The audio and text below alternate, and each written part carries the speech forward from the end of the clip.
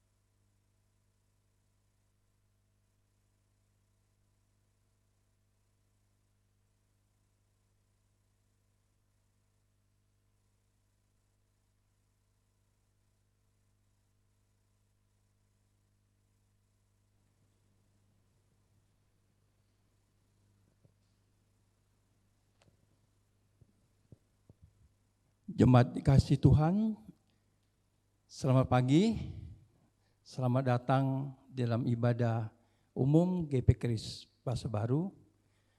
Kita sungguh bersyukur kepada Tuhan pada pagi hari ini, kembali Tuhan memimpin kehidupan kita, sehingga kita boleh ada sebagai ada-adanya sampai hari ini. Kita boleh mempersembahkan hidup kita kepada Tuhan, dan kita boleh beribadah kepada Tuhan. Baik jemaat sekalian yang dikasih Tuhan, kita akan sejenak datang di hadapan Tuhan, kita akan beribadah kepada Tuhan. Kita meninggalkan seluruh aktivitas kita hari ini dan kita boleh mengarahkan hati kita kepada Tuhan dan memohon kepada Roh Kudus yang boleh menolong, memimpin, menuntun kita dalam ibadah pada pagi hari ini. Mari kita masuk dalam saat teduh.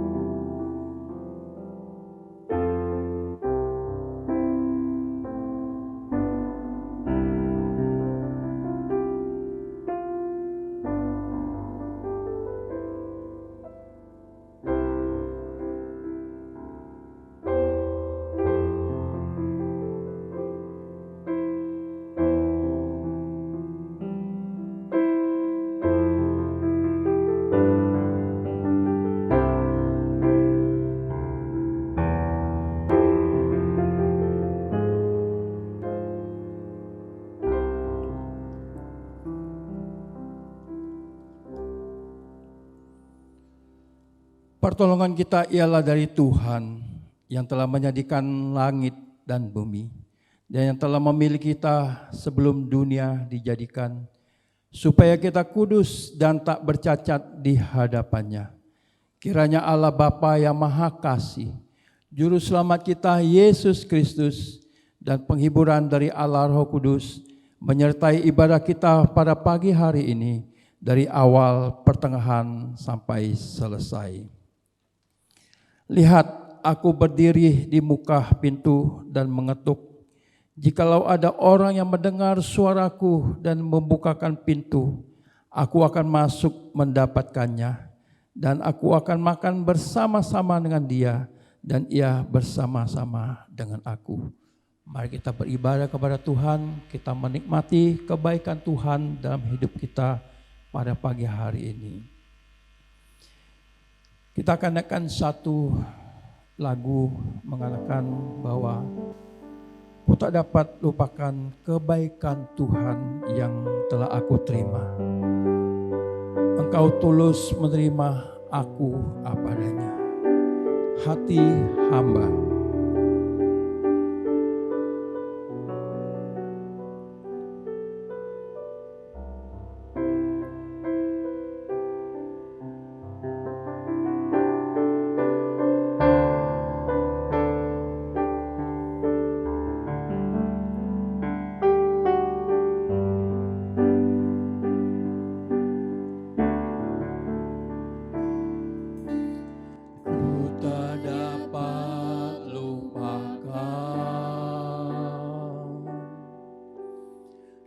Kebaikan yang ku terima, pengorbananmu yang mulia,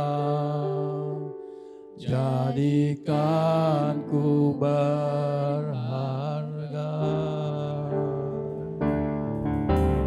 Kau tulus menerima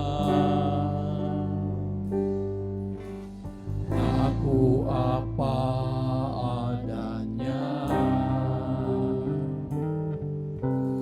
Kekuatan kasih-Mu nyata, memulihkan hidupku. Bukan Tuhan yang melihat rupa, Kau bukan Tuhan yang melihat harta. Hati hamba yang selalu Kau cari, dan Kau temukan di dalamku.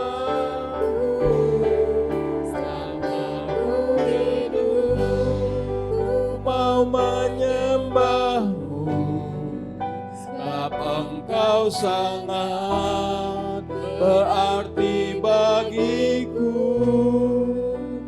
Yang terbaik yang ada padaku, ku persembahkan kepadamu,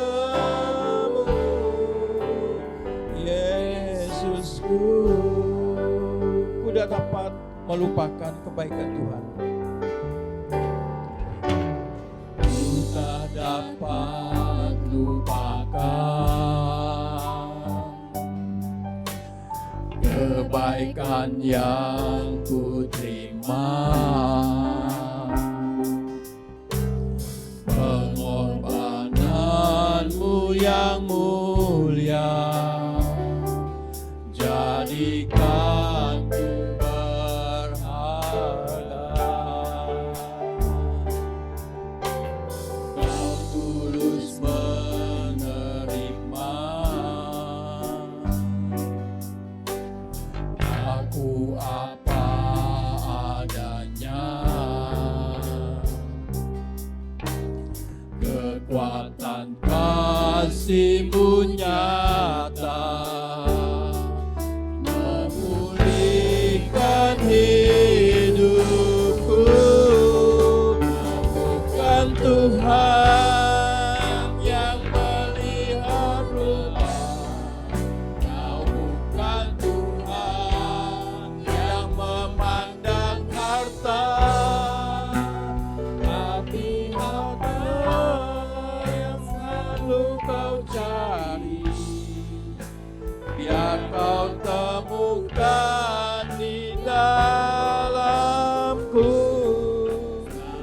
Seluruh hidupku mau menyembah-Mu, sebab Kau sangat berarti bagiku.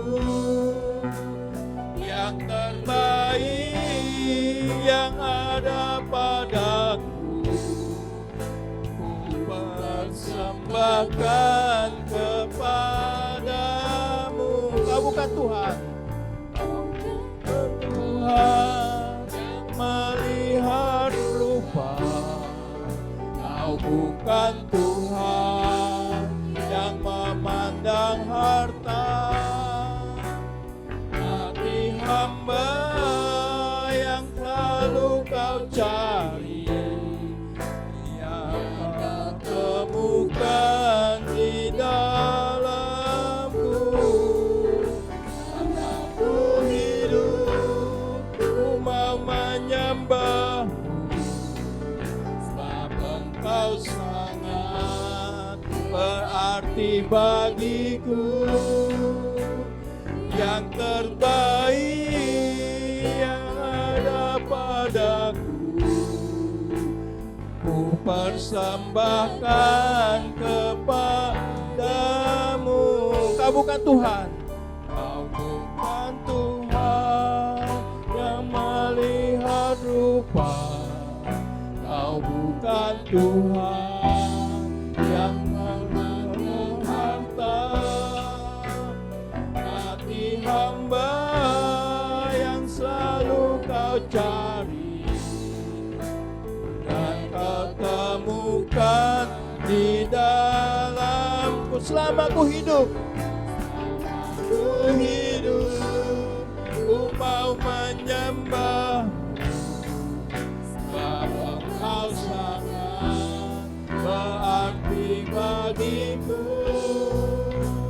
Yang terbaik yang ada padaku, ku persembahkan kepadamu, Yesusku.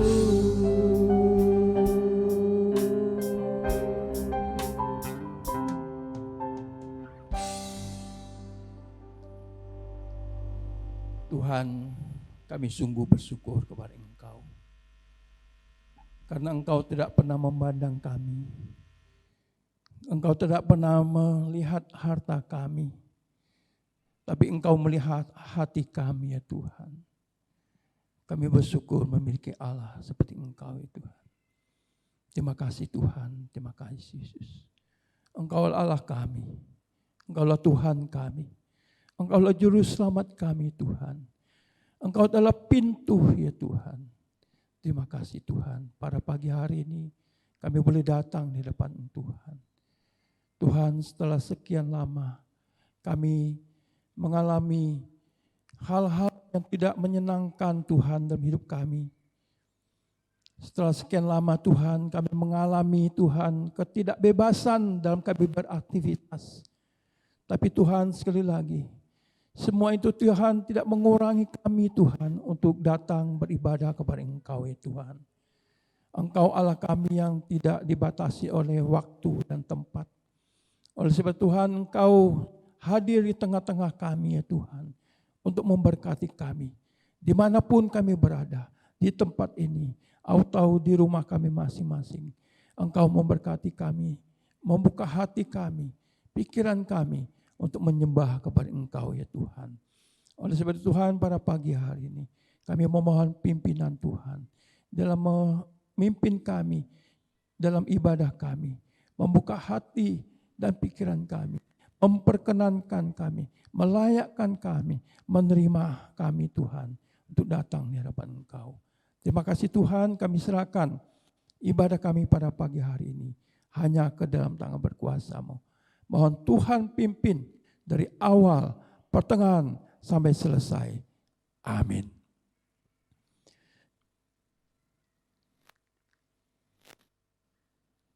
Jemaat sekalian, kita akan melihat satu bagian firman Tuhan yang menjadi ayat emas kita pada pagi hari ini, yang kita ambil di Kejadian 26 ayat 34 sampai yang ke 35. Tema kita pada pagi harinya itu pernikahan yang membawa kesedihan. Kejadian 26 ayat 34 sampai yang ke 35. Kita akan membacanya secara bersama-sama. Ketika Esau telah berumur 40 tahun, ia mengambil Yudit anak Beri orang Het dan Basmat anak Elon orang Het menjadi istrinya. Kedua perempuan itu menimbulkan kepedihan hati bagi Ishak dan bagi Ribka. Saya akan ulangi ayat yang ke-35. Kedua perempuan itu menimbulkan kepedihan hati bagi Ishak dan bagi Ribka. Jemaat sekalian, pada pagi hari ini kembali kita diingatkan oleh Tuhan bahwa kita adalah manusia yang berdosa. Kita adalah manusia yang tidak berdaya. Kita masih hidup di dalam dosa. Kita masih hidup dalam kelemahan-kelemahan kita. Oleh sebab itu pada pagi hari ini, mari kita datang ke hadapan Tuhan. Kita mau datang dengan jujur mengakui segala kesalahan dan kelemahan dan dosa-dosa kita di hadapan Tuhan. Ayat pada pagi hari ini, ayat firman Tuhan pada pagi hari ini mengingatkan kepada kita bahwa dosa kita merah seperti kimisi akan menjadi putih seperti salju. Sekalipun warna merah seperti kain kesumba akan menjadi putih seperti bulu domba. Demikian janji Tuhan kepada kita bahwa dosa-dosa kita diampuni oleh Tuhan. Bahkan Tuhan telah menebus dosa kita di atas kayu salib.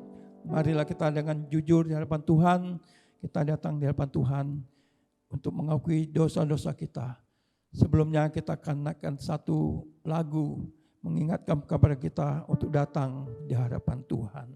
Tuhan, kini ku datang.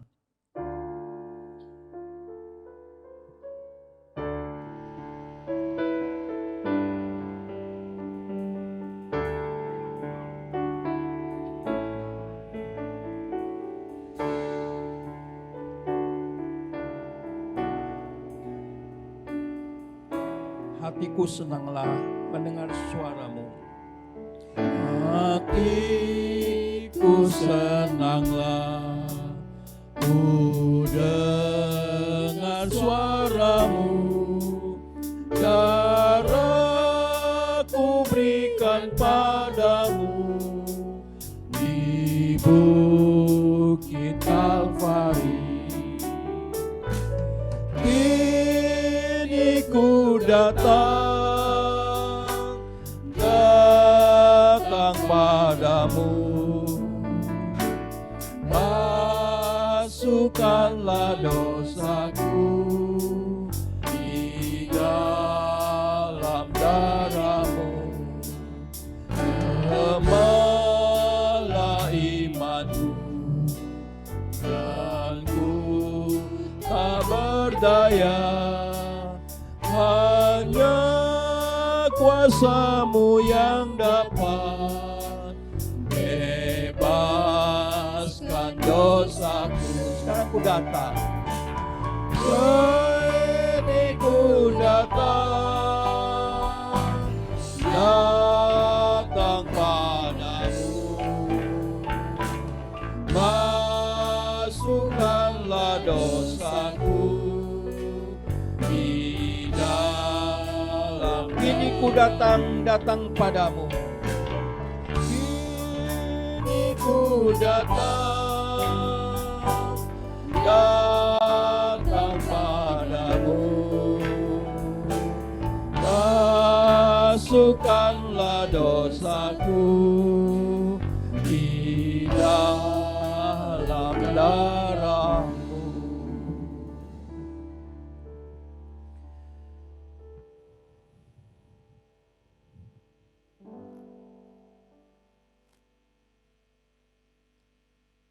Tuhan, kami menyadari kami adalah manusia yang berdosa. Manusia yang penuh dengan kelemahan. Kadangkala kami berulang melakukan dosa hal yang sama. Kami menyadari ya Tuhan, kekurangan dan diri kami. Kami menyadari Tuhan, tanpa Engkau ya Tuhan, kami tidak dapat berbuat apa-apa ya Tuhan. Tanpa Engkau Tuhan, kami tidak dapat mengalahkan dosa. Oleh sebab itu Tuhan, biarlah Roh-Mu yang kudus yang menolong kami. mengingatkan kepada kami akan segala dosa-dosa kami ya Tuhan. Tuhan, pada pagi hari ini hamba-Mu datang di hadapan Engkau. Engkau tahu segala kehidupan hamba-Mu Tuhan. Ada kekurangan, ada dosa-dosa, ada kesalahan-kesalahan yang telah hamba perbuat. Engkau tahu, Engkau Maha tahu. Tidak ada yang tersembunyi di hadapan Engkau ya Tuhan. Ampuni hamba-Mu ya Tuhan. Layakkan hamba-Mu. Terimalah hamba-Mu. Perkenankan hamba-Mu Tuhan untuk datang di hadapan Engkau, untuk melayani Engkau, untuk menyembah kepada Engkau ya Tuhan. Terima kasih Tuhan, terima kasih atas segala pengorbanan-Mu bagi hamba-Mu dan bagi kami semua ya Bapa. Di dalam nama Tuhan Yesus kami sudah berdoa dan mengucap syukur atas pengorbanan-Mu, atas dosa yang telah Engkau sucikan dalam hidup kami. Amin. Jemaat dikasih Tuhan, kita akan melihat satu bagian firman Tuhan yang akan menjadi ayat bacaan bertanggapan kita pada pagi hari ini, yang kita ambil di Mazmur 77 ayat yang pertama sampai yang ke-12.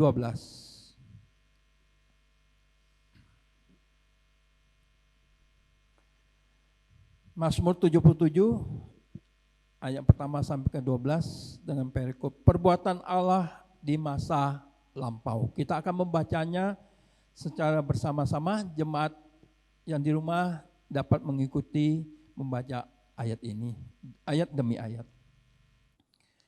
Perbuatan Allah di masa lampau untuk pemimpin biduan menurut Yedutun, Mazmur Asaf. Aku mau berseru-seru dengan nyaring kepada Allah, dengan nyaring kepada Allah supaya Ia mendengarkan aku. Pada hari kesusahanku, aku mencari Tuhan. Malam-malam tanganku terulur dan tidak menjadi lesu, jiwaku enggan dihiburkan. Apabila aku mengingat Allah, maka aku mengerang. Apabila aku merenung, makin lemah lesulah semangatku. Engkau membuat mataku tetap terbuka, aku gelisah sehingga tidak dapat berkata-kata. Aku memikir-mikir hari-hari zaman purbakala, tahun-tahun zaman dahulu aku ingat. Aku sebut-sebut pada waktu malam dengan hatiku, aku merenung dan rohku mencari-cari. Ayat 8, untuk selamanyakah Tuhan menolak dan tidak kembali bermurah hati lagi? Sudah lenyapkah untuk seterusnya kasih setianya? Telah berakhirkah janji itu berlaku turun-temurun? Sudah lupakah Allah menaruh kasihan? Atau ditutupnyakah rahmatnya karena murkanya? Maka kataku, inilah yang menikam hatiku, bahwa tangan kanan yang maha tinggi berubah. Ayat ke-12. Aku hendak mengingat perbuatan-perbuatan Tuhan. Ya, aku hendak mengingat keajaiban-Mu dari zaman purbakala. Demikian firman Tuhan pada pagi hari ini yang boleh menguatkan kita, mengingatkan kepada kita akan kasih setianya kepada kita. Amin. Mari kita akan memuji Tuhan, jemaat kasih Tuhan, dengan satu lagu Lebih Dekat Kepadamu.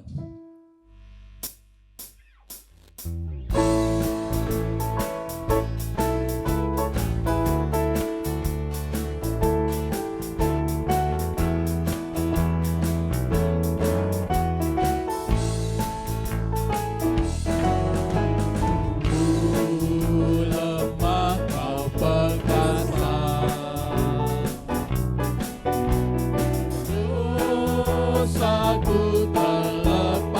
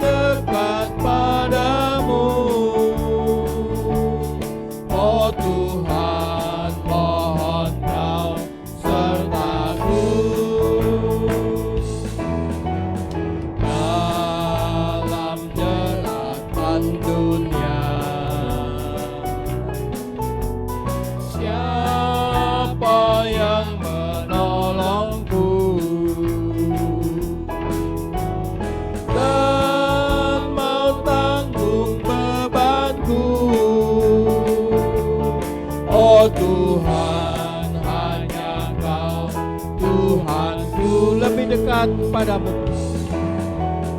Lebih dekat padamu.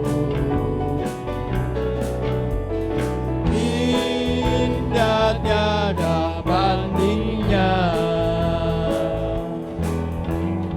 Makin dekat padamu, oh Tuhan, mohon Kau sertaku. Musik saja.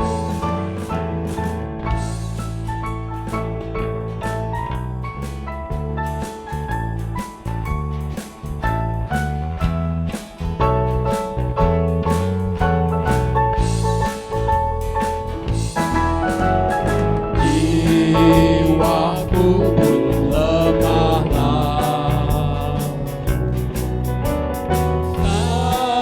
selamalah hidupku. Tuhan pimpin hidupku hingga sampai surga kelak.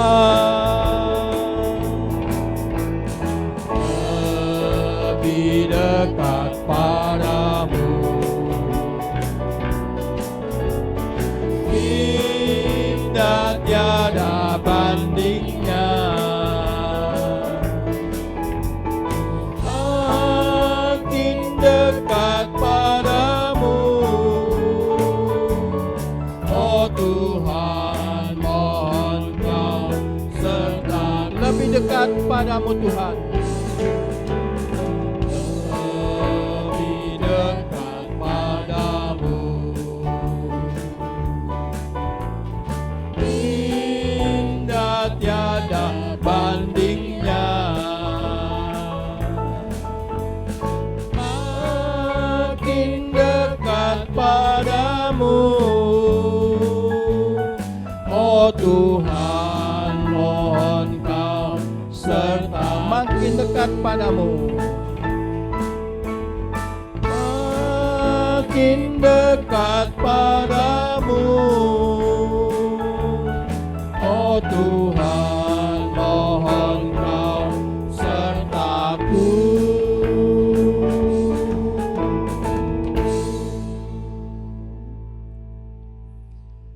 Jemaat dikasih Tuhan, kita akan membaca pengakuan iman rasuli bersama-sama dengan gereja dari segala abad dan dari segala bangsa. Kami mengundang jemaat sekalian untuk bangkit berdiri. Mari kita membaca pengakuan iman rasuli. Pengakuan iman rasuli. Aku percaya kepada Allah, Bapa yang Maha Kuasa, Cahaya langit dan bumi, dan kepada Yesus Kristus, Anaknya Tunggal Tuhan kita, yang dikandung daripada Roh Kudus, lahir dari anak darah Maria, yang menderita sengsara di bawah pemerintahan Pontius Pilatus, disalibkan, mati dan dikuburkan, turun ke dalam kerajaan maut. Pada hari yang ketiga, bangkit pula dari antara mati, naik ke surga, duduk sebelah kanan Allah, Bapa yang Maha Kuasa, dan dari sana Ia akan datang untuk menghakimi orang yang hidup dan yang mati. Aku percaya kepada Roh Kudus, gereja yang kudus dan persekutuan orang kudus, pengampunan dosa, kebangkitan tubuh dan hidup yang kekal. Amin. Jemaat dipersilakan duduk kembali. Mari kita akan mendengarkan kebenaran firman Tuhan yang akan disampaikan oleh hambanya. Dan firman Tuhan ini akan diiringi satu lagu, Kau Berfirman. Mari kita mempersiapkan hati kita untuk mendengarkan kebenaran firman Tuhan pada pagi hari ini.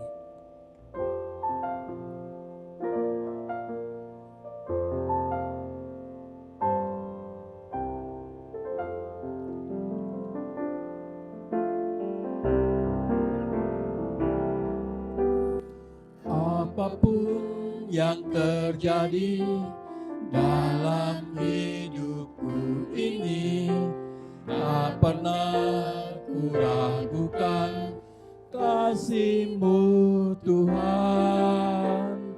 Lewat gunung yang tinggi, dalam lembah yang curam. Tak pernah ku ragukan janji-Mu Tuhan. Kau berfirman dan sembuhkanku, bersabda dan selamatkanku. Tiada yang mustahil bagimu, Yesus, ku percaya padamu. Apapun yang terjadi,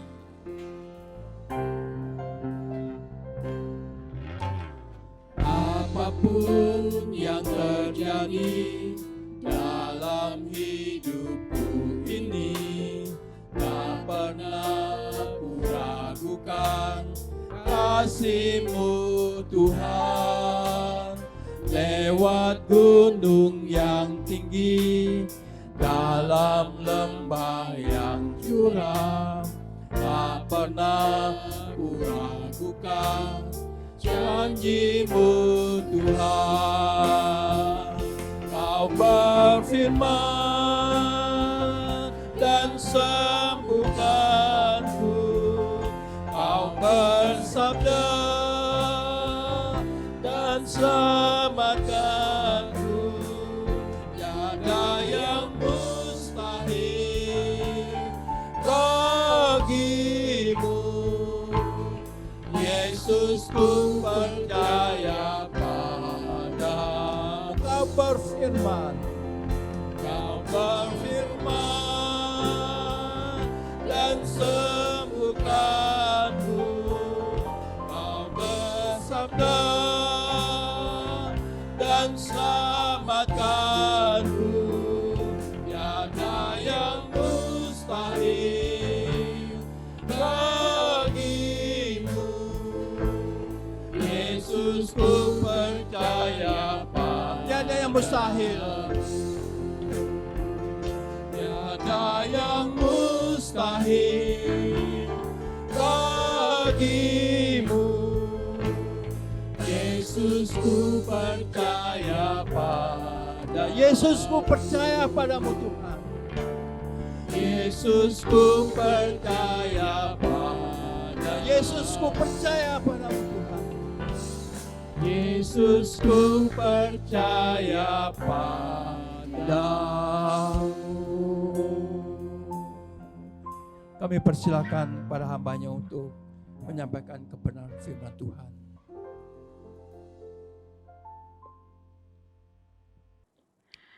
Shalom saudara yang dikasihi oleh Tuhan, salam sejahtera untuk kita semua yang ada di rumah. Kita bersyukur pada hari ini bersama-sama kita akan mendengarkan kebenaran firman Tuhan. Karena itu mari bersama-sama kita persiapkan hati kita untuk kita boleh mendengarkan firman Tuhan pada hari ini. Mari kita bersatu di dalam doa. Bapa di dalam kerajaan surga, kami sungguh bersyukur dan berterima kasih karena kasih setia Tuhan yang Tuhan nyatakan di dalam kehidupan kami hari demi hari. Kami bersyukur Engkau masih memberikan kami kesempatan untuk boleh beribadah pada hari ini di dalam hari perhentian yang Tuhan berikan kepada kami. Walaupun dari rumah kami masing-masing, tapi kami percaya ini tidak mengurangi rasa hormat kami kepada Tuhan yang mengasihi kami. Pada kesempatan pagi hari ini ya Tuhan, kami akan merenungkan firman Tuhan. Kiranya Tuhan mengurapi setiap kami anak-anak Tuhan. Demikian juga hamba-Mu yang akan menyampaikan firman Tuhan pada hari ini. Biarlah kiranya kami semua diberkati, dikuatkan oleh Tuhan melalui firman-Mu yang akan kami dengar. Terima kasih ya Bapa. Di dalam nama Tuhan kami Yesus Kristus, kami berdoa. Amin. Saudara-saudara, kita bersyukur kita juga baru saja merayakan ulang tahun gereja kita yang ke-27. Kita juga bersyukur kepada Tuhan kita boleh bersama-sama merayakan ibadah kenaikan Tuhan Yesus ke surga. Kenaikan Tuhan Yesus menjadi satu tanda bahwa kita punya pengharapan akan kedatangan Kristus yang kedua kali. Karena itu saudara-saudara di dalam masa penantian ini, mari bersama-sama kita terus beribadah kepada Tuhan. Dan pada hari ini kita akan merenungkan satu tema, perkawinan yang membawa kepedihan. Perkawinan yang membawa kepedihan. Dasar kebenaran firman Tuhan untuk kita semua pada hari ini dari kitab Kejadian pasal 26 ayat 34 sampai 35. Saudara silakan membuka Alkitabnya. Saya akan membaca bagian ini untuk kita semua dan saudara silakan menyimaknya. Demikian bunyi firman Tuhan. Ketika Esau telah berumur 40 tahun, ia mengambil Yudit, anak Beri orang Het, dan Basmat, anak Elon orang Het, menjadi istrinya. Kedua perempuan itu menimbulkan kepedihan hati bagi Ishak dan bagi Ribka. Demikian pembacaan firman Tuhan ini untuk kita semua. Nanti ada beberapa bagian yang akan kita pelajari bersama pada hari ini. Nah, saudara-saudara, kebanyakan dari kita adalah orang-orang yang merantau, ya. Ketika kita merantau, kita punya satu tujuan. Bukan cuma sekedar tujuan, tetapi ketika kita datang ke Jakarta, kita ingin melakukan sesuatu yang selama ini kita harapkan di dalam kehidupan kita. Nah, sebelum kita merantau, pasti ada orang-orang yang memberikan nasihat, advice kepada kita. Tentu ini adalah orang-orang terdekat kita. Nah, saudara, saya juga termasuk orang yang merantau ke Jakarta. Pertama kali saya ke Jakarta tahun 2009. Dengan satu tujuan saya ingin melanjutkan pendidikan teologi. Tetapi karena kondisi finansial atau kondisi ekonomi tidak mencukupi waktu itu, akhirnya saya memutuskan untuk bekerja. Pertama kali saya datang Jakarta, saya tinggal Jakarta Selatan, lalu kemudian karena bekerja saya pindah dan tinggal di Jakarta Timur waktu itu. Tujuannya ya supaya dekat dengan tempat di mana saya bekerja. Seiring berjalannya waktu, saudara, waktu itu ketika saya bekerja, karena baru pertama kali, jadi masih didampingi oleh kakak sepupu saya. Beberapa waktu kemudian dia pindah, akhirnya saya juga harus ikut pindah. Nah, pindahnya itu ke Jakarta Utara. Lalu kemudian saya bekerja di sebuah apartemen yang ada di bilangan Jakarta Utara waktu itu. Nah, saudara, dari satu tempat ke tempat yang lain, apakah kemudian tujuan utama saya itu hilang? Enggak juga. Saya akhirnya pindah ke Jakarta Barat lalu bersekolah atau sekolah teologi waktu itu. Dan setelah selesai sekolah teologi saya melayani di Jakarta Barat. Beberapa bulan yang lalu saudara ketika saya memikirkan begitu ya, berencana untuk kembali ke Kupang begitu ya, terlintas di dalam benak saya waktu itu, ternyata dari tahun 2009 ketika saya ke Jakarta, saya sudah tinggal di Jakarta Selatan, Jakarta Timur, Jakarta Utara, Jakarta Barat. Tapi Jakarta Pusat itu belum ya, begitu pikirku. Sempat saya berpikir, ya sudahlah nggak apa-apa. Nanti ada kesempatan misalnya saya ke Jakarta, ya saya bisa mencari penginapan yang di Jakarta Pusat, supaya saya bisa tinggal di situ. Itu pikirku. Tetapi saudara, ketika hari ini saya berbicara akan menyampaikan firman Tuhan, ternyata saya ada di Jakarta Pusat, tepatnya di GP Kris Pasar Baru. Harapan saya, hadirnya saya ini tidak menjadi orang asing seperti yang dialami oleh Ishak waktu itu ya. Tetapi bukan itu maksud saya. Saudara, ketika saya merenungkan perjalanan kehidupan Ishak dari satu tempat ke tempat yang lain, saya melihat ada value, ada prinsip kehidupan yang ditanamkan oleh orang tua Ishak pada waktu itu.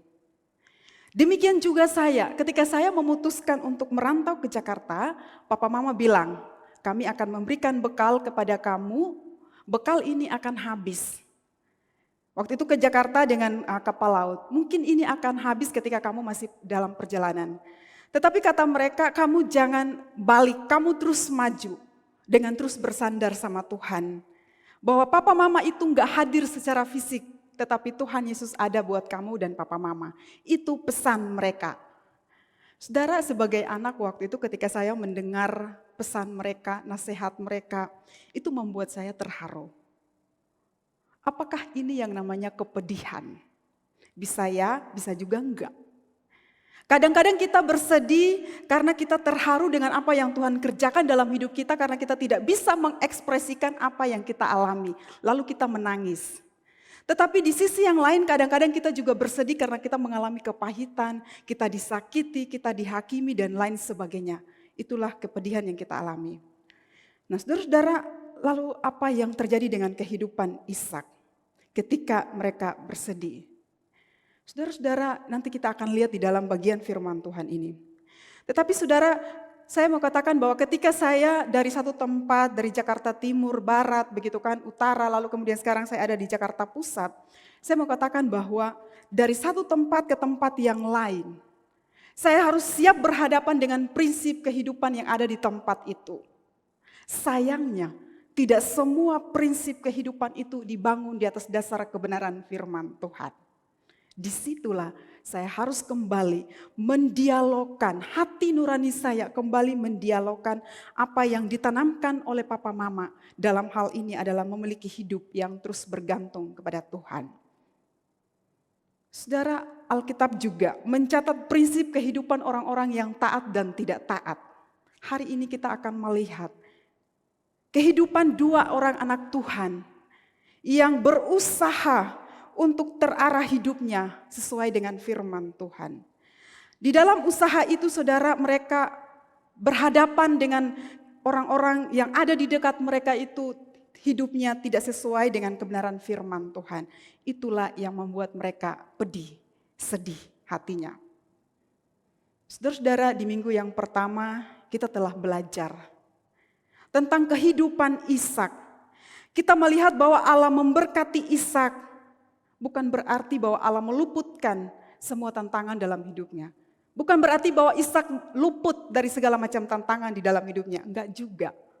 Kekayaan yang diperolehnya menghadirkan kesulitan di dalam hidupnya. Ada iri hati bahkan sampai pengusiran. Itu pun dialami oleh seorang Ishak.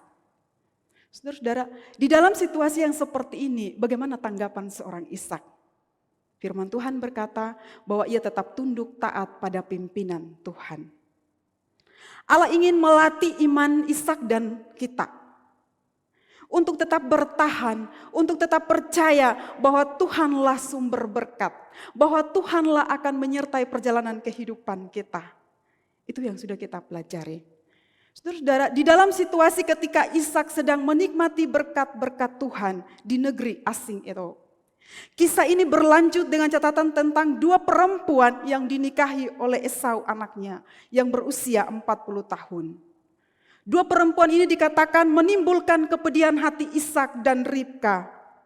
Seharusnya kedua orang tua ini senang karena tidak direpotkan oleh anaknya dalam proses persiapan pernikahan. Seperti yang dialami oleh kebanyakan orang tua pada umumnya. Bahwa memang mereka sudah tua, tetapi harapan, impian supaya anaknya menikah dengan seorang laki-laki atau dengan seorang perempuan. Lalu kemudian hidup bertanggung jawab penuh kasih seorang akan yang lain. Harusnya itu terjadi. Saudara-saudara, sekilas apa yang dilakukan oleh Esau ini nampaknya baik. Tetapi mengapa kedua perempuan ini justru menimbulkan kepedihan hati bagi kedua orang tuanya? Alkitab dengan jelas mengatakan bahwa ketika Esau telah berumur 40 tahun, ia mengambil Yudit, anak Beri orang Het, dan Basmat orang Elon orang Het menjadi istrinya. Kedua perempuan ini menimbulkan kepedihan hati bagi Ishak dan bagi Ribka. Menarik bahwa Alkitab memberikan dua keterangan soal ayah dari istrinya, bahkan asal dari kedua istrinya. Keterangan ini menjadi penting buat saudara dan saya untuk kita boleh melihat, menyelidiki penyebab kepedihan dari kedua orang tua ini. Saudara-saudara, di sini kita melihat bahwa perempuan ini bukan mendatangkan sukacita, tetapi duka cita di dalam kehidupan keluarga mereka pada waktu itu. Esau dikatakan dia mengambil kedua perempuan ini menjadi istrinya pada waktu itu. Kepedihan di sini bicara soal bagaimana kedua perempuan itu menimbulkan kepahitan, kesusahan di dalam hati kedua orang tuanya. Saudara, mungkin saudara pernah membaca di dalam Alkitab. Ada kisah seorang bernama Naomi. Dikatakan bahwa ketika kelaparan itu terjadi di Bethlehem, mereka kemudian mengungsi ke Moab bersama suami dan kedua anaknya. Sampai di sana, beberapa tahun kemudian anaknya menikah.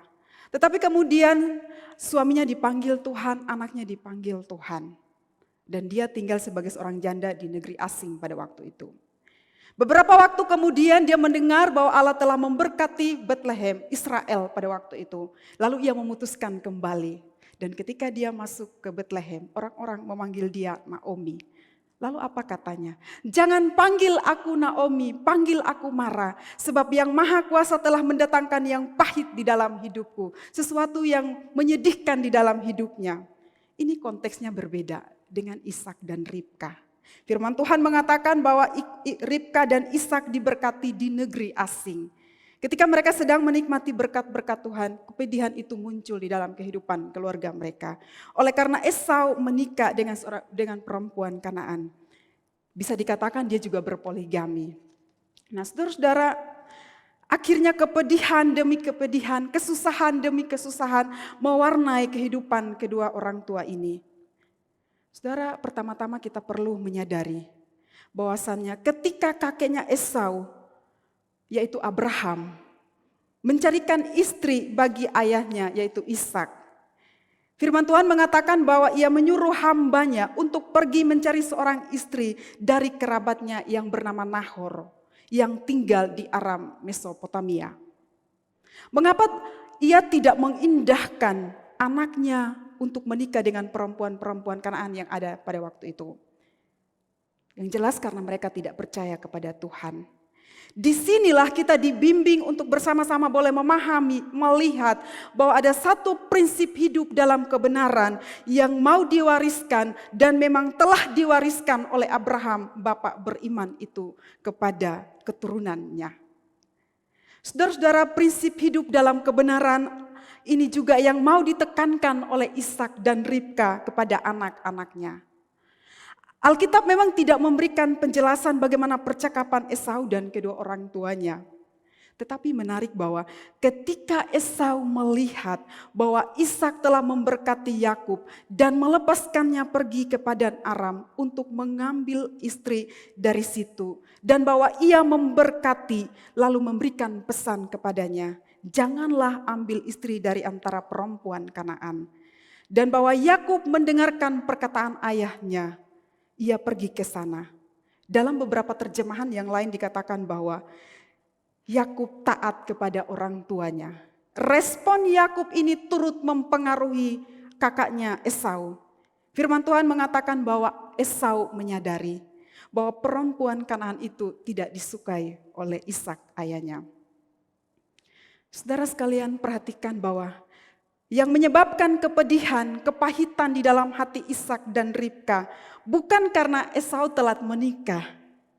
Ya, mungkin beberapa orang tua di antara kita yang mungkin sedih lihat anaknya enggak nikah-nikah. Lalu kemudian berpikir, ya Tuhan, sebentar lagi kalau saya dipanggil Tuhan, anak saya belum nikah, bagaimana dengan masa depannya? Padahal syarat untuk mati itu bukan harus tua, kapanpun Tuhan bisa panggil kita, begitu. Nah, saudara-saudara, lalu apa yang akan kita lihat dari bagian ini?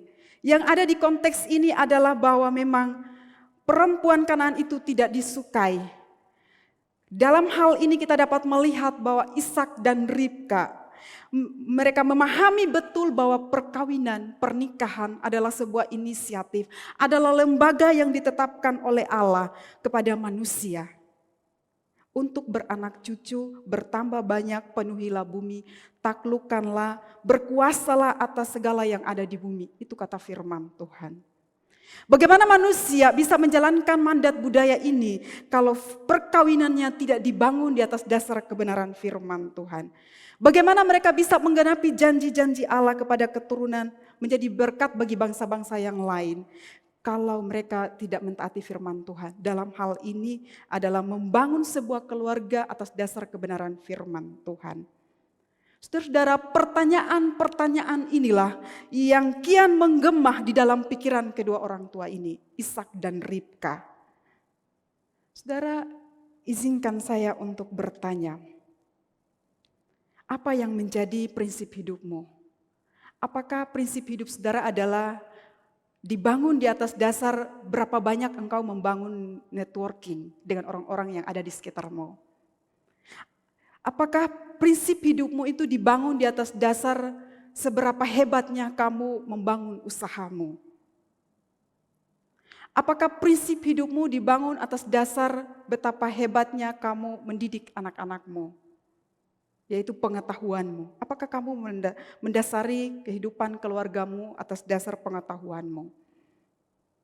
Saudara-saudara, ketika kita bekerja di sebuah tempat kerja, maka di situ kita akan menemukan ada prinsip yang dibangun di situ. Ketika kita melayani Tuhan, ada hal-hal yang perlu kita taati. Bahkan di dalam kehidupan kita berbangsa dan bernegara, ada yang namanya undang-undang sebagai payung hukum untuk menata tatanan kehidupan kita berbangsa dan bernegara. Dengan demikian, ketika kita mengakui bahwa Tuhan Yesus adalah Tuhan dan Juru Selamat yang telah datang ke dalam dunia, mati dan bangkit, kita baru saja merayakan kenaikannya. Sudah seharusnya kita membangun prinsip hidup kita di atas dasar kebenaran firman Tuhan. Saudara-saudara, ketika kita berusaha untuk membangun kehidupan kita di atas dasar kebenaran firman Tuhan, lantas yang terjadi adalah kita menemukan bahwa orang-orang yang ada di sekitar kita tidak mentaati apa yang kita tetapkan. Katakan saja kamu adalah seorang mama, kamu berusaha untuk mengarahkan anakmu untuk bangun tepat waktu, mengikuti sekolah walaupun secara online. Hari pertama, hari kedua, ketika dia terlambat, kamu masih oke, begitu ya, nggak apa-apa. Hari ketiga, nada suaramu mulai naik. Hari keempat dan selanjutnya, kamu mungkin perlu berteriak supaya anak itu tahu bahwa kamu sedang marah. Mungkin itu yang terjadi akhir-akhir ini. Saudara-saudara, bahkan ada pula yang mungkin akhirnya memberikan satu aturan di dalam rumahnya bahwa jam belajar nggak boleh main gadget. Semakin dilarang anak itu semakin menjadi-jadi. Ketika gurunya sedang mengajar, dia asik nonton YouTube mungkin. Dan kita begitu gergetan melihat dia begitu. Karena apa? Hasilnya itu tidak seperti yang kita harapkan. Saudara-saudara, akhirnya mungkin kita give up. Ya sudahlah. Kita melepaskan dia mengakses apapun juga. Akhirnya dia jatuh dalam pergaulan yang bebas. Saudara-saudara, sampai di titik inilah sebagai papa ataupun mama begitu ya, pasti ada terjadi konflik di dalam kehidupan keluarga. Karena anak jatuh dalam pergaulan bebas. Mau salahin siapa? Begitu kan? Ujung-ujungnya tidak dapat dipungkiri bisa terjadi yang namanya kekerasan dalam rumah tangga. Ketika ini terus berlanjut, kepedihan demi kepedihan terus ada. Akhirnya memilih untuk bercerai dengan alasan mungkin karena tidak cocok. Gitu. Saudara-saudara, saya melihat ini adalah alasan-alasan yang tidak alkitabiah, tetapi keegoisan yang ingin ditonjolkan. Sebaliknya mungkin beberapa dari kita berpikir bahwa aku masih pacaran contoh, jadi aku gak berpikir kapan menikah, atau mungkin anaknya masih kecil, gak tahu nanti menikah dengan siapa. Bukan soal itu.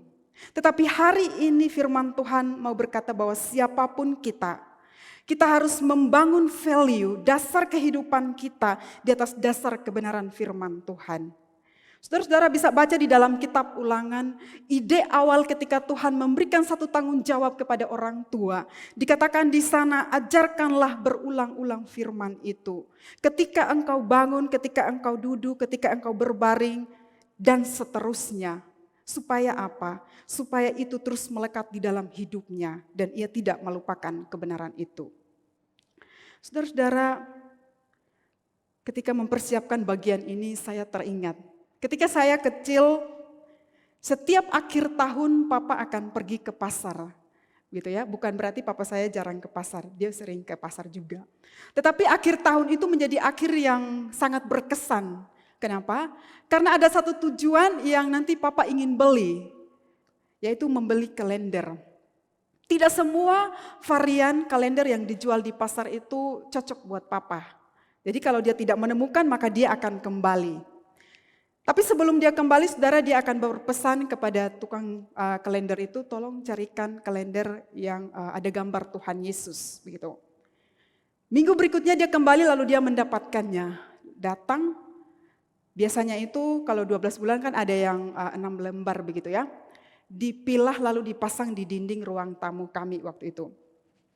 Awalnya saya berpikir itu hal yang biasa gitu kan, hiasan dinding aja begitu. Tapi ternyata enggak juga. Ketika kami anak-anaknya melakukan kesalahan, maka Papa akan membimbing kami, menuntun kami ke ruang tamu, lalu dia mulai jelaskan. Katakan saja gambar yang ada di dinding itu adalah dari peristiwa Yesus lahir sampai mati dan bangkit lalu naik ke sorga. Papa bilang, semua ini yang Yesus lakukan ini itu karena Yesus sayang sama kamu, sama kalian. Itu kata Papa. Jadi dia bilang, apa yang kamu lakukan ini dosa. Saudara, di sini saya melihat bahwa Papa tuh lagi negur kami, tapi itu caranya, begitu. Papa bilang begini, ketika kamu melakukan dosa, kamu tidak taat, begitu ya. Papa Mama yang di dunia ada sama kamu saat ini aja sedih, apalagi Bapakmu yang di sorga, pasti dia sedih. Mereka katakan ini kepada kami. Dan saya sering ini kepada saudara sekalian, bukan karena keluarga kami baik, enggak juga. Toh sampai hari ini Papa Mama masih terus berjuang untuk mendidik kami anak-anaknya untuk hidup di dalam kebenaran Tuhan. Kadang-kadang mereka sampai titik di mana sedih, kadang-kadang mereka harus sakit hati oleh karena ketidaktaatan kami anak-anaknya. Tetapi apakah kemudian mereka berhenti untuk mendidik kami? Enggak juga. Mereka terus kembali mendidik kami, mengarahkan kami. Saudara, sampai di sini saya melihat bahwa hadirnya kita di dunia itu ada yang namanya the power of love and the power of action. Ada satu tindakan kasih yang dinyatakan dalam kehidupan Papa Mama pada waktu itu. Mereka akhirnya bangkit atas dasar kasih, dengan kekuatan kasih itulah mereka kembali membangunkan kami seperti seakan-akan kami itu mati dalam dosa dan dikatakan apa yang kami lakukan itu salah. Saudara-saudara, hari ini kita juga mengalami yang namanya anugerah keselamatan itu. Itu karena ada the power of love and action yang dilakukan oleh Kristus bagi kita. Akhir-akhir ini mungkin engkau sedang berjuang mendidik orang-orang yang ada di sekitarmu, anak-anakmu, pasangan suami istri, sampai kapanpun saling belajar untuk bisa merawat rumah tangganya untuk tetap hidup di dalam kebenaran firman Tuhan. Di dalam masa-masa ini ada yang namanya kesalahpahaman, kepedihan, berusaha untuk memberikan yang terbaik, disalah mengerti, dan mungkin itu juga tidak jarang ada di dalam kehidupan saudara-saudara. Bahwa disalah mengerti itu seakan-akan tidak pernah absen di dalam kehidupan kita. Itu juga dialami oleh Ishak dan Ribka. Tapi lihat saudara, apakah kemudian mereka berhenti? Enggak juga. Mereka akhirnya bangkit dan kemudian menunjukkan perhatian mereka secara serius kepada anaknya yang satu, yaitu Yakub. Kejatuhan Esau tidak menyurutkan mereka. Mereka tetap bangkit lalu kemudian mengarahkan Yakub. Dan apa yang dilakukan oleh Ishak dan juga Ribka itu kemudian menyadarkan seorang Esau. Saudara-saudara, peristiwa ini kemudian menjadi jelas di mata seorang Esau. Dia mulai mempertimbangkan ulang bahwa keputusannya untuk menikah dengan dua perempuan Kanaan itu bukan mendatangkan sukacita tetapi duka cita.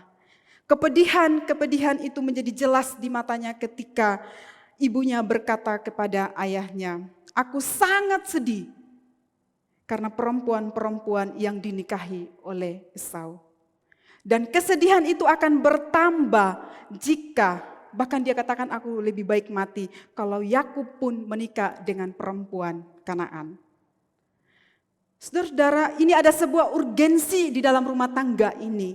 Itulah sebabnya itu mendorong Ishak untuk bertindak. Ada kasih, ada tindakan di dalam keluarga ini. Perhatikan bahwa obrolan antara suami istri ini terekam di dalam memori Esau. Sehingga ketika Ishak menyampaikan, memberkati Yakub, lalu kemudian Yakub itu pergi. Firman Tuhan mengatakan bahwa sebab itu Esau pergi kepada Ismael. Ia mengambil Mahalat menjadi istrinya di samping kedua istrinya yang telah ada. Sayangnya Esau tidak bertanya kepada orang tuanya.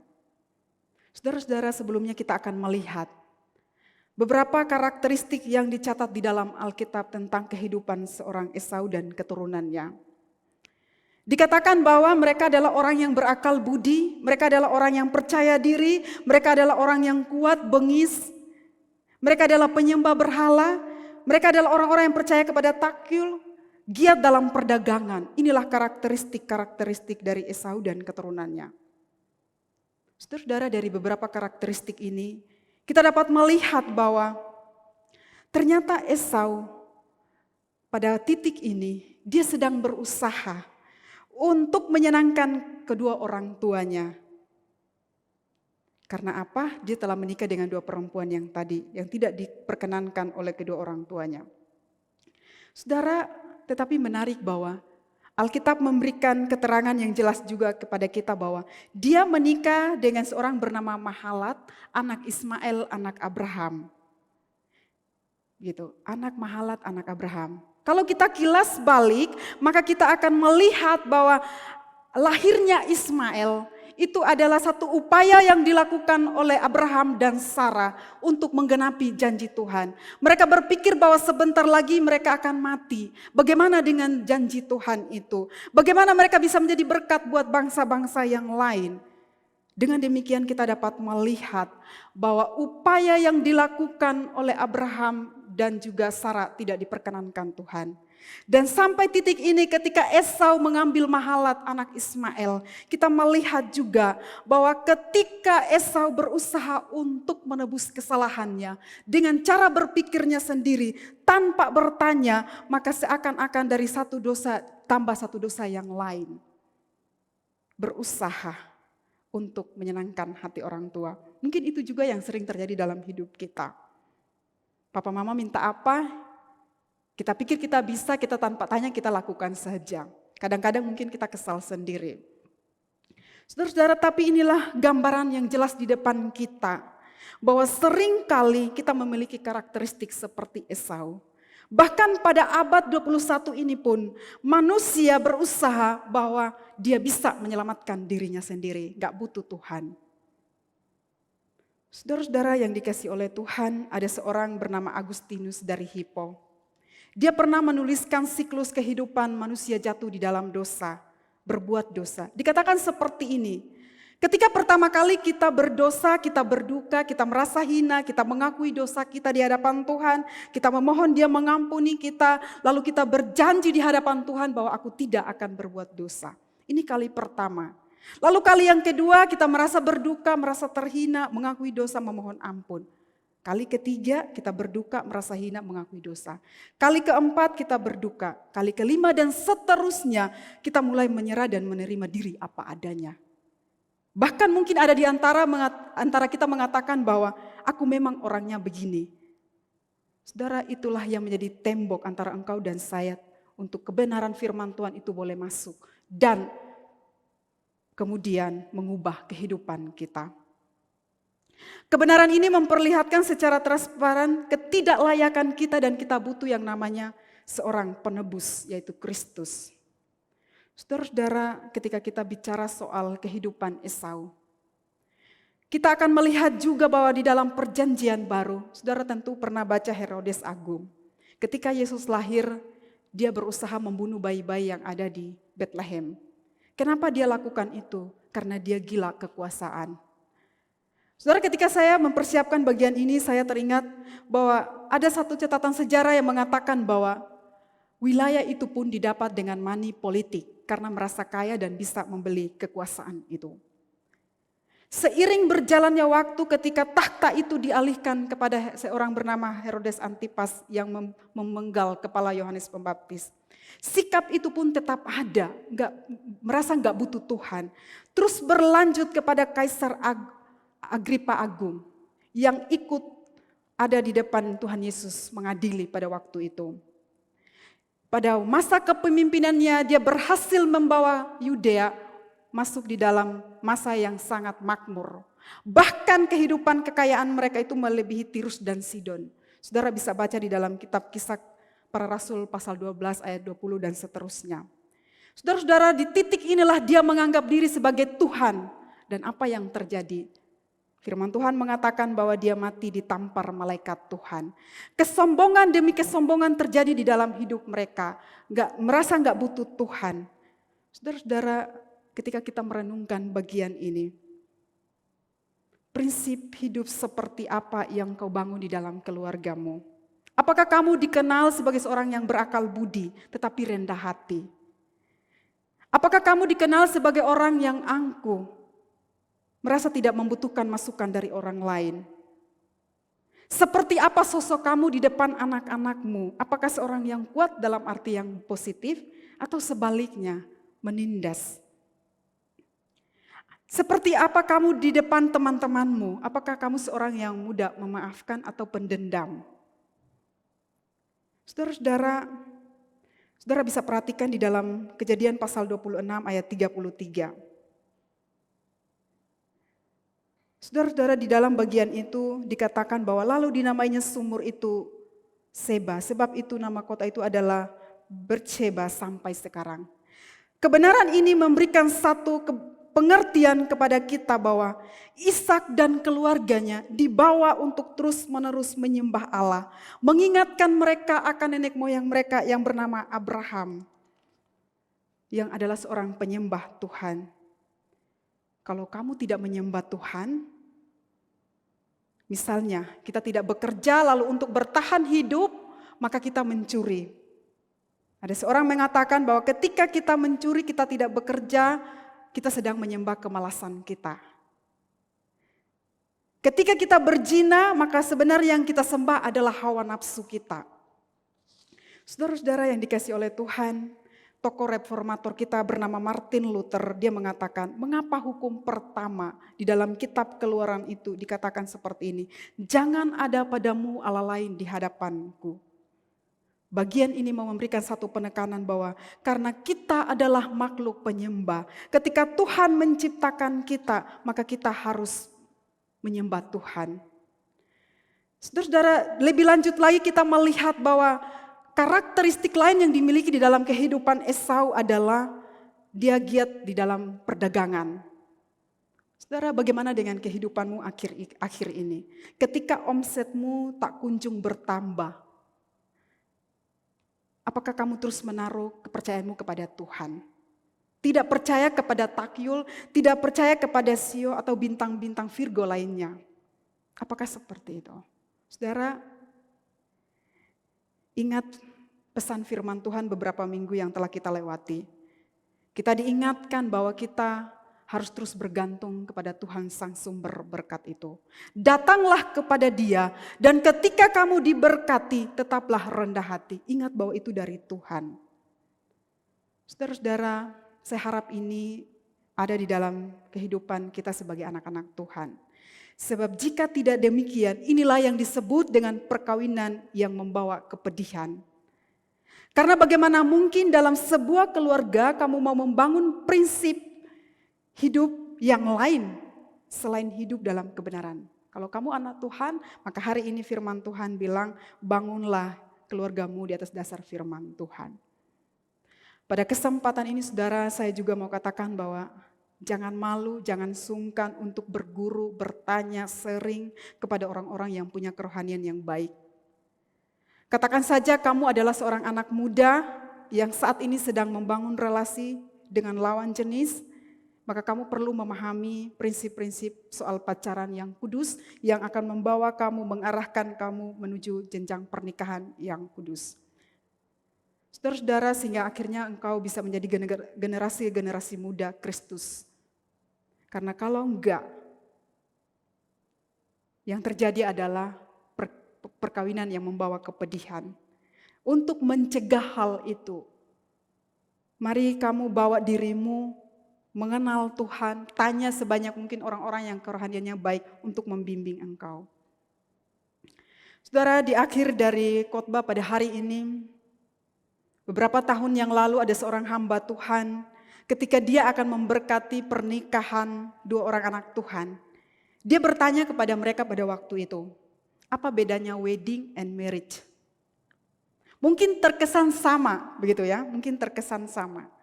Tetapi hamba Tuhan itu mengatakan bahwa wedding adalah sebuah acara yang akhirnya mendorong orang untuk bekerja keras mempertontonkan sebuah kemegahan wedding gitu. Sebaliknya marriage adalah pernikahan itu sendiri. Apakah seindah wedding? Enggak. Marriage adalah sebuah lari maraton. Ada jatuh bangun, ada perjuangan yang melelahkan, butuh latihan, butuh belajar keras. Dengan terus bersandar pada Tuhan sampai pada akhirnya kamu sampai garis finish itu. Dan Tuhan bilang kepada kamu, good anakku. Saudara-saudara, disinilah kita melihat bahwa pernikahan itu berharga di hadapan Tuhan. Kita diingatkan untuk mengingat pengorbanan Tuhan Yesus. Karena itu anak Tuhan tidak boleh meremehkan pernikahannya. Kita harus punya cara pandang yang berbeda dengan dunia ini. Firman Tuhan berkata di dalam Ibrani 13 ayat 4, hendaklah kamu semua penuh hormat terhadap perkawinanmu, dan janganlah kamu mencemarkan tempat tidur, sebab orang-orang sundal dan becina akan dihakimi Allah. Lalu kemudian di dalam 2 Korintus 6 ayat 14, janganlah kamu merupakan pasangan yang tidak seimbang dengan orang-orang yang tidak percaya, sebab persamaan apakah yang terdapat antara kebenaran dan kedurhakaan? Atau bagaimanakah terang dapat bersatu dengan gelap? Saudara-saudara yang dikasihi oleh Tuhan, kita telah mendengarkan firman Tuhan dengan tema perkawinan yang membawa kepedihan. Apa yang ingin kamu bangun dan ingin kamu wariskan dalam kehidupan keluargamu sebelum Tuhan memanggilmu pulang ke surga? Apakah harta atau hidup di dalam kebenaran firman Tuhan? Mari kita berdoa. Bapa di dalam surga, kami mengucap syukur dan berterima kasih untuk firman-Mu pada hari ini. Hamba-Mu telah selesai menyampaikan firman Tuhan, biarlah kiranya Roh Kudus memberikan pengertian kepada anak-anak Tuhan yang sudah mendengarkan firman-Mu. Berkati kehidupan rumah tangga mereka ya Tuhan, baik pasangan suami istri dan anak-anak, menantu, mertua, orang-orang yang ada di sekitarnya, supaya kehidupan mereka dari hari ke hari senantiasa hidup seturut dengan prinsip kebenaran firman Tuhan. Terima kasih ya Bapa, berkati anak-anak-Mu yang saat ini sedang bergumul di dalam kehidupan kesehatan mereka, ekonomi mereka, kehidupan iman mereka, kehidupan pelayanan mereka. Biarlah kiranya firman Tuhan hari ini meneguhkan langkah mereka untuk terus maju, melangkah bersama dengan Tuhan. Terima kasih ya Bapa, di dalam nama Tuhan kami, Yesus Kristus, kami mengucap syukur dan berdoa. Amin.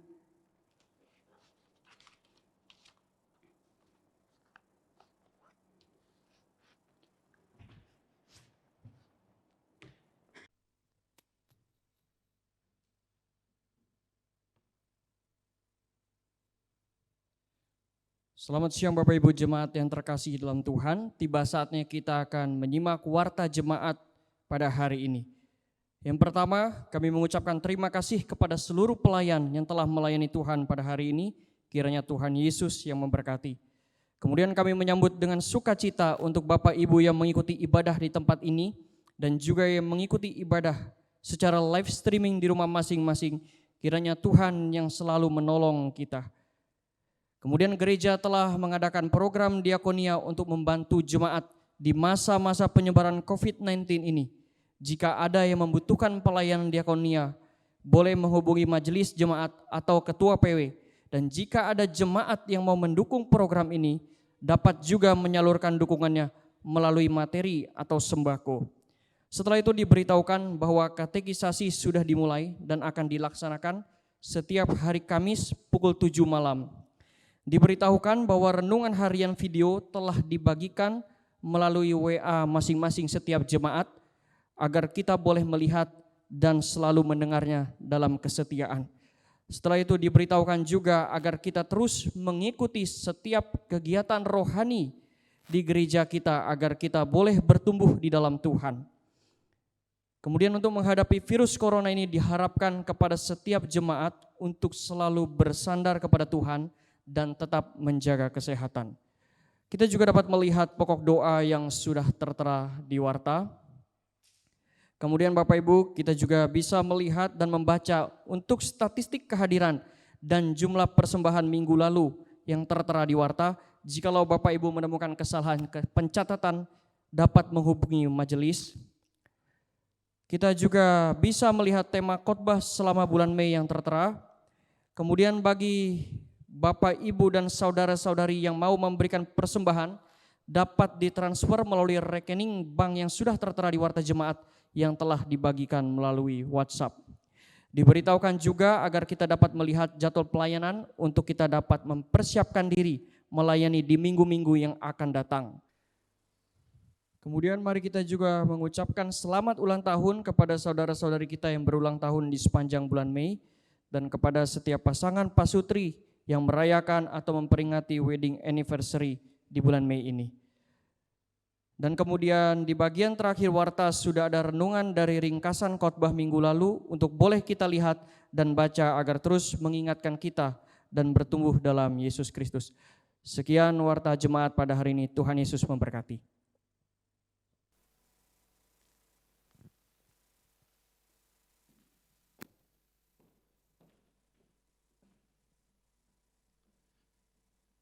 Jemaat yang dikasihi oleh Tuhan, saya mengundang kita untuk berdiri. Kita akan mengakhiri ibadah kita dan terlebih dahulu kita akan sama-sama mengucapkan visi misi gereja.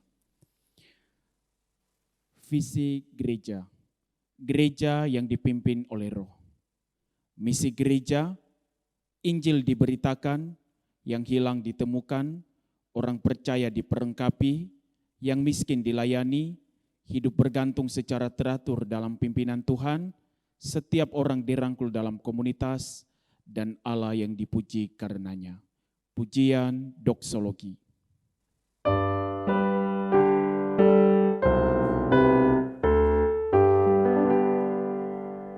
Puji Allah Bapa Putra, puji Allah Roh Kudus, ketiganya yang esa. Pohon selamat sumber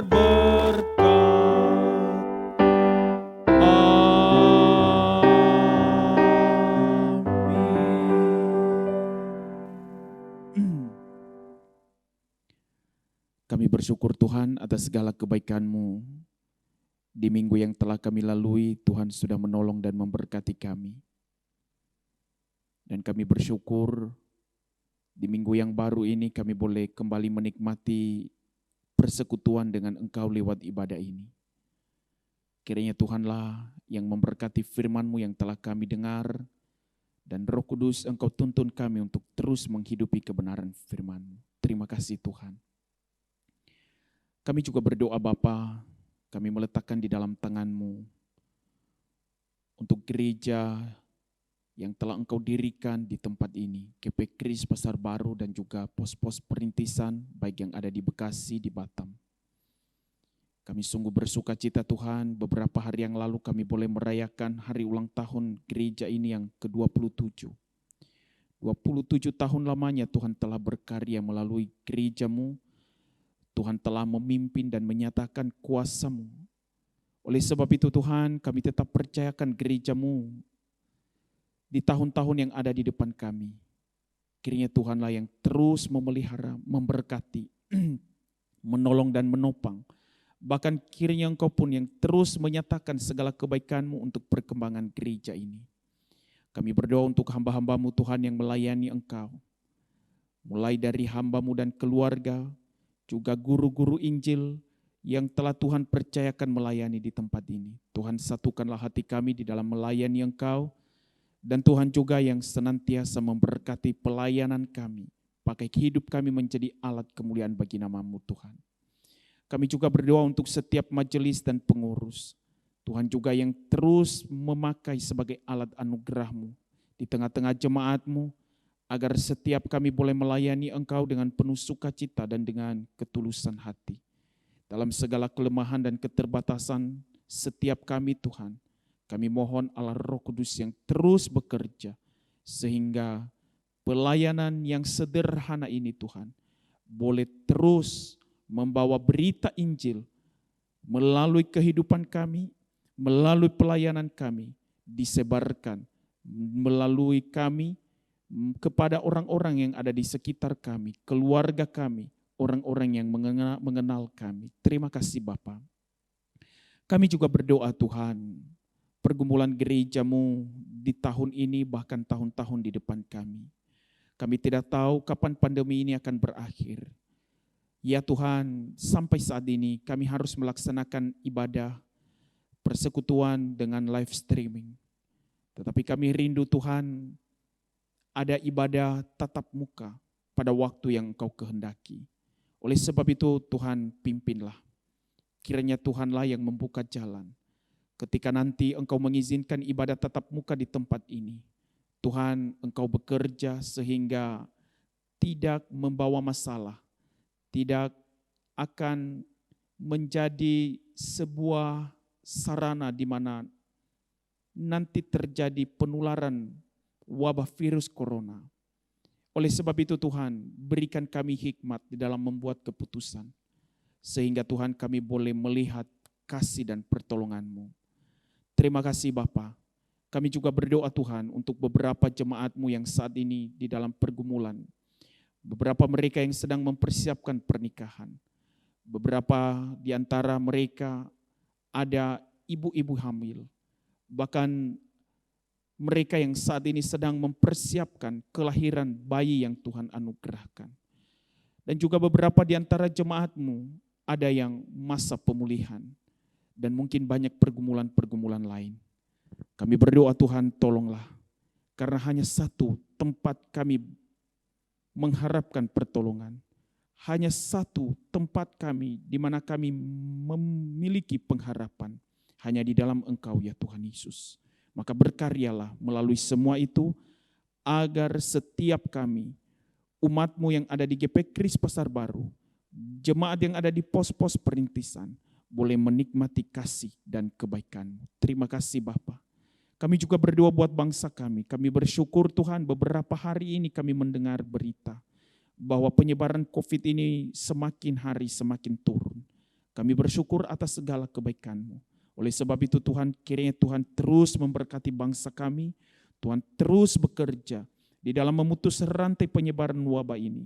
Sehingga kami boleh melihat anugerah Tuhan yang besar di dalam memberikan kehidupan yang normal kembali kepada bangsa kami. Dan kami boleh kembali ke aktivitas yang seperti semula ya Tuhan. Maka berkatilah presiden kami, berkati wakil presiden, berkati para menteri kabinet, wakil-wakil rakyat di DPR, semua mereka yang Kau percayakan di kepala-kepala daerah dan mereka yang memiliki kewenangan di dalam pemerintahan. Kami memohon Tuhan berkati mereka semua, karena mereka adalah hamba-hamba-Mu Bapa. Maka pakailah hidup mereka di dalam setiap kebijakan, keputusan, agar mereka Tuhan boleh melakukan apa yang seturut kehendak-Mu untuk bisa menolong rakyat Indonesia di dalam menghadapi pandemi ini, sehingga pemulihan ekonomi, pemulihan seluruh aspek kehidupan boleh terus berjalan dengan baik. Terima kasih Tuhan. Maka akhirnya kami akan memasuki minggu yang baru ini. Kami tidak melupakan segala kebaikan Tuhan yang Engkau berikan. Kami membawa persembahan kami, Tuhan sucikan, kuduskanlah persembahan ini untuk hormat kemuliaan bagi nama-Mu. Dan di dalam kami memasuki minggu yang baru ini, pimpinlah langkah hidup kami. Dan Tuhan yang terus memegang tangan kami untuk kami boleh berjalan setia kepada Engkau Tuhan. Terima kasih Bapa, inilah doa kami. Di dalam nama-Mu Tuhan kami, Yesus Kristus kami berdoa dan yang telah mengajar kami berdoa demikian. Bapa kami yang di surga, dikuduskanlah nama-Mu. Datanglah kerajaan-Mu, jadilah kehendak-Mu. Di bumi seperti di surga, berikanlah kami pada hari ini makanan kami yang secukupnya. Dan ampunilah kami akan kesalahan kami, seperti kami juga mengampuni orang bersalah kepada kami. Dan janganlah membawa kami ke dalam pencobaan, tetapi lepaskanlah kami daripada yang jahat. Karena Engkau yang punya kerajaan dan kuasa dan kemuliaan sampai selama-lamanya. Amin. Saudara, saudari yang dikasihi Tuhan, pulanglah dan arahkanlah hatimu kepada Tuhan dan terimalah berkat-Nya. Tuhan memberkati engkau dan melindungi engkau. Tuhan menyinari engkau dengan wajah-Nya dan memberi engkau kasih karunia. Tuhan menghadapkan wajah-Nya kepadamu dan memberi engkau damai sejahtera, sekarang sampai selama-lamanya. Amin.